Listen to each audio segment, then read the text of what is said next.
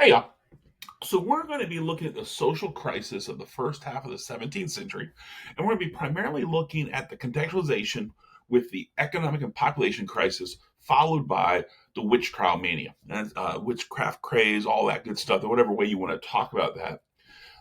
When we look at this, I want to talk about just long-term contextualization here.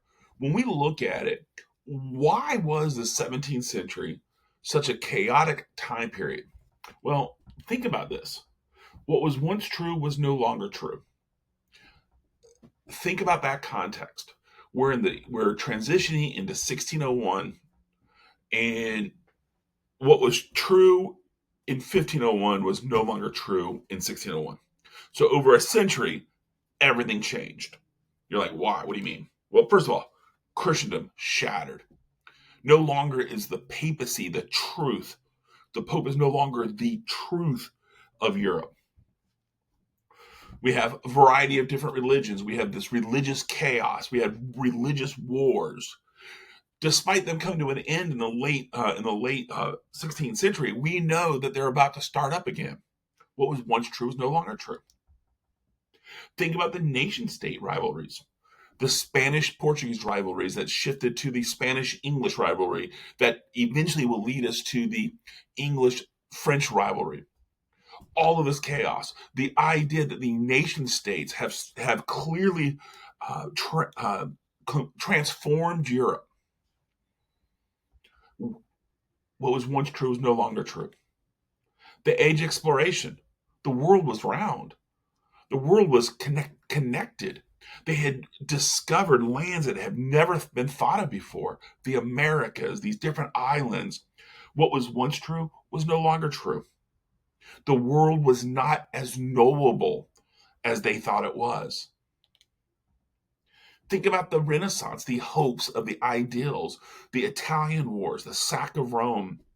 Think about, uh, think about, think about even just Machiavelli's writings. That he really illustrates this concept in which the end justified the means. What was once true is no longer true. There was no certainty any longer, and it's going to be enhanced. So long-term contextualization, we have the religious, the political, intellectual, everything was so different. But now let's shoot to the micro, right? The immediacy. We talked a little bit about the price revolution. Price revolution from the previous lecture. The price revolution was that time period of inflation. There was this vast amounts of precious metals that had been coming up. Well, unfortunately for Europe, the precious metals are dried up. The Spanish Empire was no longer able to bring as much gold and silver. So you might say, wow, so of course that probably brought a stabilization of prices. Absolutely not. Despite the inflation caused by precious metals is no longer there, there's an economic retraction that occurred. As the demand for goods dropped, there was limited infrastructure developed. So the merchants are still holding on to their resources. They're still not sure what's next. Where should they invest? Despite accumulating significant amount of capital during the price revolution, we're going to see there is a pause in this, and that's going to lead to a multi-generational depression. Pretty much the first half of the 17th century, 30 to 50 years, there was a dramatic decrease in economic activity.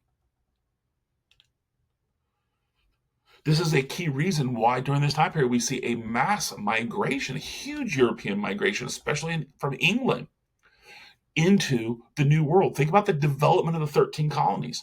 This is 1607, Jamestown, 1630, Massachusetts. We know that by the end of the century, 1.5 million Europeans will be occupying those 13 colonies. And it's partially because of this economic retraction. Unfortunately, that's not the only thing happened. There was a population crisis. I do think it is very important when you're writing, when you're reading about this stuff, that you do write a little bit about the statistics. Dr. Spivogel talked about how that the 16th century saw a dramatic increase from 60 million to 85 million people in Europe, in Western Europe. That is a dramatic increase. And it's really been the primary drive of this was the agricultural time. The agriculture, there was a warming time. There was some great eras of crops and things. Unfortunately, now you see that there's 35 million people more than there should have been. The infrastructure has not caught up, and then a little ice age shorts. A little ice age.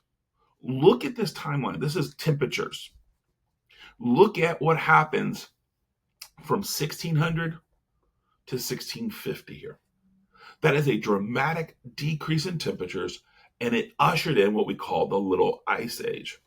And the reason the Little Ice Age is important is because it shrunk the growing seasons.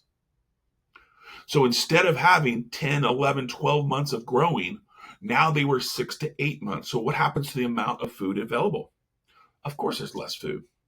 So there's less food for more people, and this is going to create a real element of chaos. I really like this painting I found a couple years ago. This was a famous market on the River Thames in England, and it's just so frozen that this was an area in which they would meet together in between on the two sides, and they would try. The river was so frozen. So now all of a sudden we begin to see the economic crisis on top of the population crisis. Clearly, this is the moment in which there's a lot of chaos. And this is the context in which the witchcraft craze. We're going to find out that they were looking for scapegoats.